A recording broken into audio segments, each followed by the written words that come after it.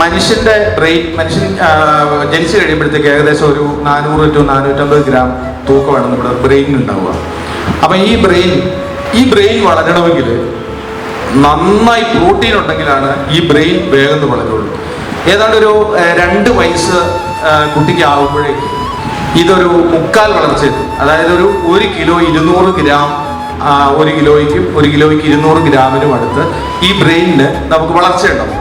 പക്ഷെ നമ്മുടെ നാട്ടിൽ നമ്മൾ ചെയ്യുന്ന ഒരു പണി എന്ന് പറഞ്ഞു കഴിഞ്ഞാൽ ഈ 2 വയസ്സ് വരെ കൊടുക്കുന്നത് കുറുമുല്ല് കുറുക്ക്, പിന്നെ ഏത്തക്കാപ്പൊടി, അമൃതം പൊടി, ഈ സാധനമാണ് കൊടുക്കുന്നത്. ഇത് പിള്ളേർക്ക് ഇഷ്ടമല്ല, ഇത് തിന്നുകയില്ല പിള്ളേർ.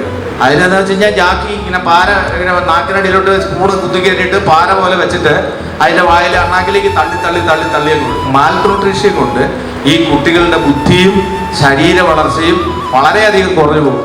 അത് ഈ 2 വയസ്സിനുള്ളിൽ നമ്മൾ ആവശ്യത്തിനുള്ള ഈ പ്രോട്ടീൻ കണ്ടന്റുകൾ പരമാവധി കുട്ടികൾക്ക് കൊടുത്തില്ലെങ്കിൽ ആ കുട്ടികൾ രാജ്യത്തിന് തന്നെ നഷ്ടമാണെന്നുള്ളതാണ്.